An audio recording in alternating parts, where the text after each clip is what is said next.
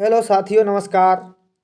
आज हम लेखपाल प्रैक्टिस सेट नंबर 2 लेकर आए हैं यूथ कंपटीशन टाइम बुक से।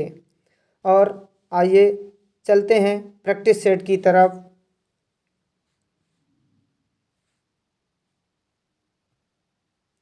अष्टाध्यायी शब्द में कौन सा समास है? अष्टाध्यायी शब्द में द्विगु समास है, क्योंकि द्विगु समास का प्रथम पद संख्यावाची होता है। कैसा होता है? संख्यावाची होता है। समास की दृष्टि से एक युग्म अशुद्ध है। अगला प्रश्न जो है, समास की दृष्टि से एक युग्म अशुद्ध है। तो भरपेट अव्ययीभाव सही है, राष्ट्रभक्त तत्पुरुष सही है, देश निकाला ये गलत है। यही हमारा सही आंसर हो जाएगा, क्योंकि देश निकाला में बहुब्रीहि समास नहीं होगा। हुक्का पानी में द्वंद्व समास होता है। ठीक, आगे चलते हैं। इनमें से मदिरा का पर्यायवाची कौन सा नहीं है? तो मदिरा का पर्यायवाची अमी नहीं है। कौन सा? अमी नहीं है। मुकुल, कोरक, गुंचा आदि शब्द निम्न में किसके पर्यायवाची हैं? तो यह कलिका के पर्यायवाची हैं। किसके? कलिका के पर्यायवाची हैं। सुलभ का उपयुक्त विपरीतार्थक शब्द है। तो सुलभ का जो विलोम शब्द है वो दुर्लभ है। क्या है? दुर्लभ। आगे चलते हैं। चिरंतन का विलोम शब्द है। चिरंतन का विलोम शब्द है नश्वर। क्या है? नश्वर। तत्सम और तद्भव का कौन सा युग्म सही है? तो इसका युग्म कुच्छी कोक का सही है। तद्भव शब्द का चयन कीजिए। इनमें सुर, गति, कमल ये तीनों तत्सम है और निडर जो है तद्भव है। श्रद्धानंद का सही संधि विच्छेद होगा श्रद्धा धन आनंद। श्रद्धा धन आनंद। निराकार का संधि विच्छेद होगा। निराकार में है विसर्ग संधि, तो ऑप्शन ए राइट हो जाएगा। निधन आकार। जिसे बुलाया ना गया हो वाक्य के लिए प्रयुक्त होने वाला शब्द जो होगा अनाहूत। जिसे बुलाया ना गया हो। अपना उद्देश्य पूर्ण होने पर संतुष्ट ऐसे व्यक्ति के लिए एक शब्द होगा कृतार्थ। क्या होगा? कृतार्थ। अनुचित लोकोक्ति का चयन कीजिए। अनुचित लोकोक्ति कहती है अधजल गगरी पलटत जाए, यहीं पर गलत है, तो ऑप्शन ए ही राइट हो जाएगा। अधजल गगरी छलकत होता है। क्या? छलकत।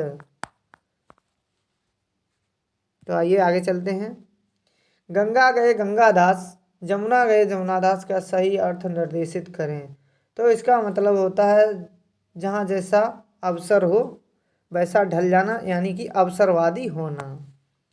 दिए गए वाक्यों में त्रुटिहीन वाक्य कौन सा है? तो देखते हैं।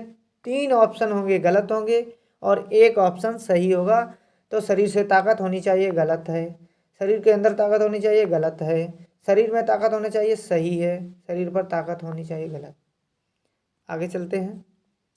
अशुद्ध वाक्य का चयन कीजिए। कामायनी उच्च कोटि का काव्य है। माता पिता पूजनीय है, यानी कि इसमें एक अशुद्ध हमें चूज करना है, तो माता पिता पूजनीय है, यही गलत है। यही हमारा आंसर होगा। साथियों, अंत तक बने रहिएगा और हम प्रैक्टिस सेट पूरा कराएंगे आपको। इनमें से कौन सा शब्द स्त्रीलिंग की पहचान नहीं करवाता है? तो कौन नहीं करवाता है? देश। देश जो है पुल्लिंग है। डिब्बा किस शब्द का एक वचन है? डिब्बा जो है डिब्बे का एक वचन है। क्या है? डिब्बे का एक वचन है। आचार्य किशोरीदास वाजपेयी के मत से हिंदी में कितने कारक हैं? तो कितने कारक हैं? 6 कारक हैं। एक की वर्तनी शुद्ध है, मतलब 3 गलत है। एक की शुद्ध है, तो अक्षौहिणी शुद्ध है। अक्षौहिणी। किस शब्द की वर्तनी शुद्ध है? तो ये होता है पृष्ठ, ये होता है पर्याप्त, ये होता है प्रदर्शनी और ब्रजभाषा। तो ब्रजभाषा जो है शुद्ध है, बाकी सब गलत है। निम्न में कौन सा शब्द अनेकार्थक है? तो अनेकार्थक जो शब्द है अंबर, ये बादल का पर्यायवाची होता है। गगन, शून्य, अंबर, व्योम ये सब इसी के पर्यायवाची हैं। विश्व प्रसिद्ध मोर सिंहासन का निर्माण और उसकी लाल किले में स्थापना निम्न में से किस मुगल शासक ने की थी? तो शाहजहां ने की थी। किसने की थी? शाहजहां ने। निम्नलिखित में से कौन अवध के कृषक आंदोलन का नेता था? तो कौन था? बाबा रामचंद्र कृषक आंदोलन का नेता था। कौन था? बाबा रामचंद्र।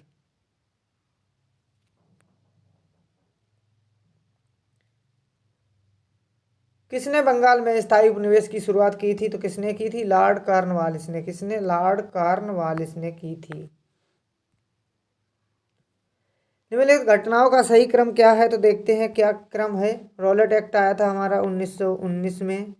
मार्ले मिंटो सुधार आया था 1909 में। गांधी इरविन समझौता हुआ था 1931 में। और इल्बर्ट विल आया था 1843 में। तो इसके लिए हमारा ऑप्शन बी राइट हो जाएगा। यहाँ पर 1 होगा, यहाँ पर 2 हो जाएगा। आगे चलते हैं। केंद्रीय आलू अनुसंधान संस्थान कहाँ है? तो यह संस्थान जो है शिमला में है। कहाँ है? शिमला में है।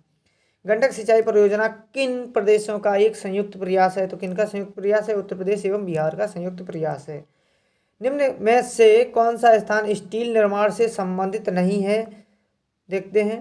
जमशेदपुर झारखंड भी है, बर्नपुर पश्चिम बंगाल भी है, दुर्गापुर पश्चिम बंगाल भी है, झरिया झारखंड नहीं है क्योंकि यहाँ कोयला का खदान होता है, कोयला की खान है। जापान में होन्शु नामक द्वीप किसके लिए प्रसिद्ध है? तो यह तेल के लिए प्रसिद्ध है। किसके लिए? तेल के लिए प्रसिद्ध है।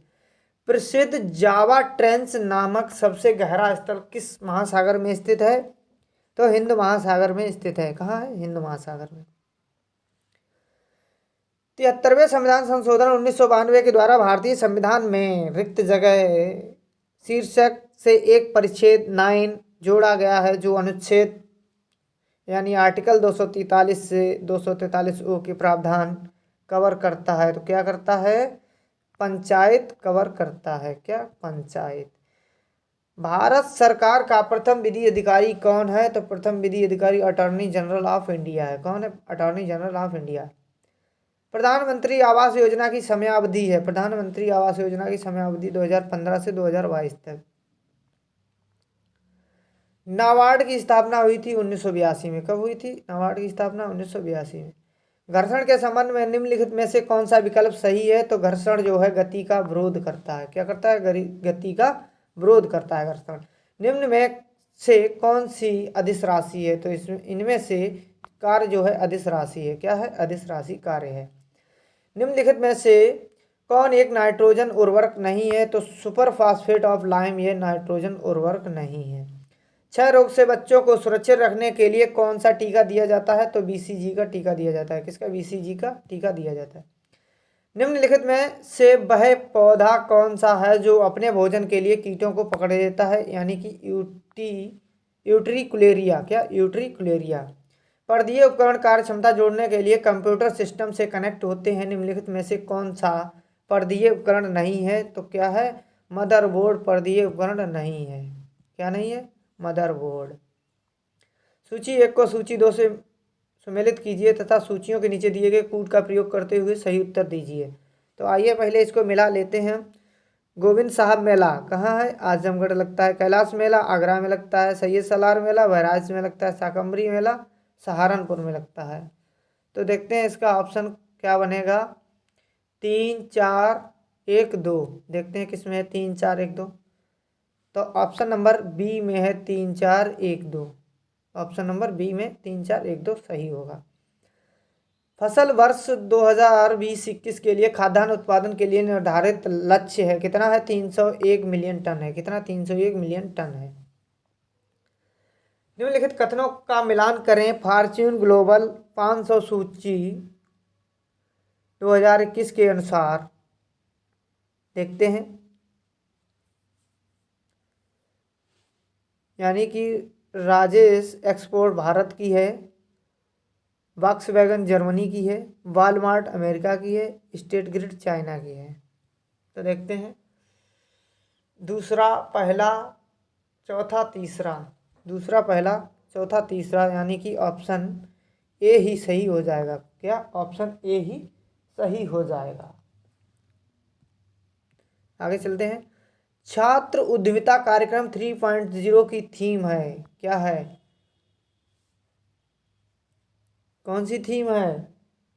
मेड इन उड़ी seed the future entrepreneurs programme. ठीक है। निम्नलिखित में दिए गए कथनों का मिलान करें। एशिया विकास आउटलुक अनुपूरक जुलाई 2021 संबंधित है। किससे संबंधित है? यानी कि भारत है और जीडीपी दी हुई है दक्षिण एशिया की, चाइना की, पूर्व एशिया की, और हमको क्या है, मिलान करना है। तो आइए मिलान करते हैं। भारत की जीडीपी कितनी रहेगी? भारत की 7.5 रहेगी और दक्षिण एशिया की 4.7 और चाइना की 5.5 और पूर्व एशिया की 5.1। तो देखते हैं, 2, फिर 4, 1 और 3। देखते हैं किस कूट में दिया हुआ है। 24-13, 24-13 यानी कि ऑप्शन नंबर ए सही है। भारत में रजत क्रांति यानी सिल्वर रेवोल्यूशन किससे संबंधित है? तो किससे संबंधित है? अंडा और चिकन का उत्पादन से। किससे? अंडा और चिकन उत्पादन से। एनएसएसओ रिपोर्ट 2015 के अनुसार कितने प्रतिशत ग्रामीण परिवार की रसोई में मिट्टी के तेल से खाना बनाया जाता है? तो 1%। कितना? 1%। परिक्षेत्रीय मृदा को और क्या कहते हैं? परिक्षेत्रीय मृदा को ट्रांसपोर्टेड मृदा, ड्रफ्ट मृदा, अलूवियल मृदा यानी कि उपर्युक्त सभी नामों से जानते हैं। भारत में कितने प्रतिशत ग्रामीण घरों को बिजली सुलभ है? तो 90% को बिजली सुलभ है। पकते ही हरा टमाटर लाल क्यों हो जाता है? क्लोरोप्लास्ट जो है क्रोमोप्लास्ट में बदल जाता है। क्या होता है? क्लोरोप्लास्ट जो है क्रोमोप्लास्ट में बदल जाता है। ग्रामीण भारत के लिए गरीबी रेखा का आधार निर्धारित किया गया है। कितना किया गया है? गरीबी रेखा के लिए आधार 32 रुपये प्रतिदिन के आय पर। कितने? 32 रुपये प्रतिदिन के आय पर। मध्याह्न भोजन कार्यक्रम मिड डे मील प्रोग्राम के अंतर्गत मध्याह्न भोजन के पकाने व परोसने व उपभोग करने में स्वच्छता का ध्यान रखने के लिए जांच पड़ताल कितनी आवृत्ति पर करनी चाहिए? तो दैनिक आवृत्ति पर करनी चाहिए। तहसील स्तर पर सरकारी निकायों को क्या कहा जाता है? तहसील स्तर पर सरकारी निकायों को पंचायत समिति कहा जाता है। क्या कहा जाता है? पंचायत समिति कहा जाता है। जिला अस्पताल के लिए भारतीय लोक स्वास्थ्य मानकों के अनुसार 10 लाख जनसंख्या वाले प्रत्येक जिले में कम से कम कितने बिस्तर होने चाहिए? तो कितने होने चाहिए? 300 बिस्तर होने चाहिए। कुटीर ज्योति योजना से निम्नलिखित में से कौन सा कार्यक्रम संबंधित है? तो कौन सा कार्यक्रम संबंधित है? ग्रामीण क्षेत्रों में गरीबी रेखा से नीचे जीवन यापन करने वाले परिवारों को विद्युत उपलब्ध कराना। क्या? विद्युत उपलब्ध कराना। बलवंत राय मेहता समिति की प्रजातांत्रिक विकेंद्रीकरण की सिफारिश के अनुसार क्या है?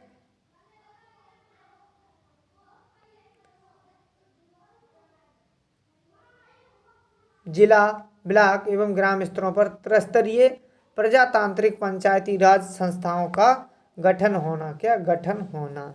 यानी कि बलवंत राय मेहता समिति में कहा गया है कि जो पंचायत हमारी कैसी होगी? त्रिस्तरीय होगी। पंचायती राज संस्थाओं को 29 कार्यों की सूची किस अनुच्छेद के तहत दी गई है? तो किस अनुच्छेद के तहत दी गई है? अनुच्छेद 243G के अनुसार दी गई है। आगे चलते हैं। पंचायती राज एक व्यवस्था है स्थानीय स्तर पर सुशासन की 72वें संविधान संशोधन द्वारा लोकतांत्रिक विकेंद्रीकरण की पद सोपानिक संरचना की। यानी कि इसमें हो जाएगा हमारा ऑप्शन ए और 3, 1 और 3 सही, यानी कि ऑप्शन बी सही हो जाएगा।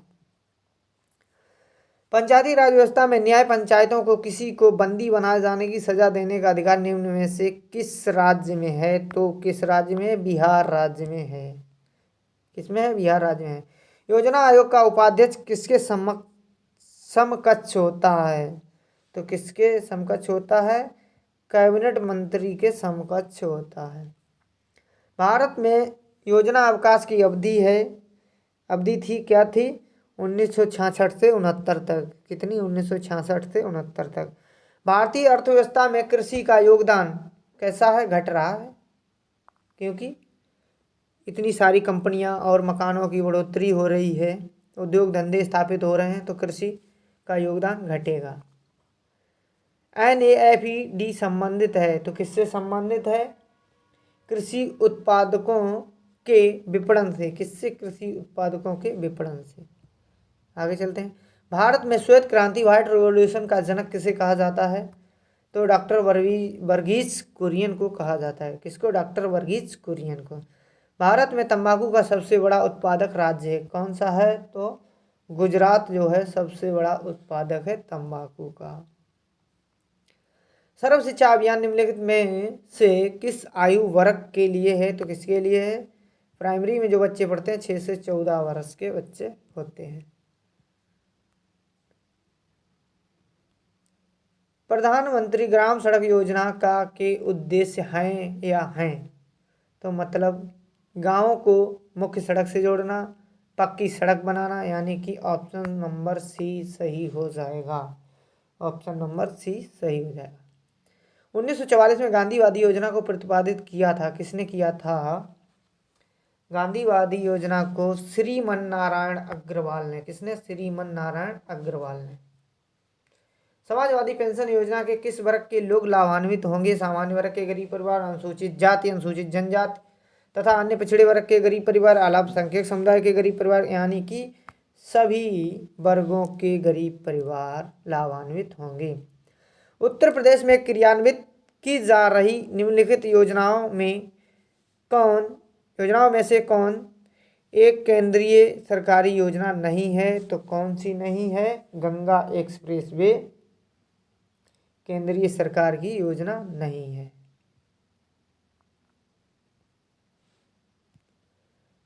दोस्तों, हमारा प्रैक्टिस सेट नंबर 2 यहीं पर खत्म होता है। तब तक के लिए जय हिंद। कल मिलते हैं आपको प्रैक्टिस सेट नंबर 3 लेकर।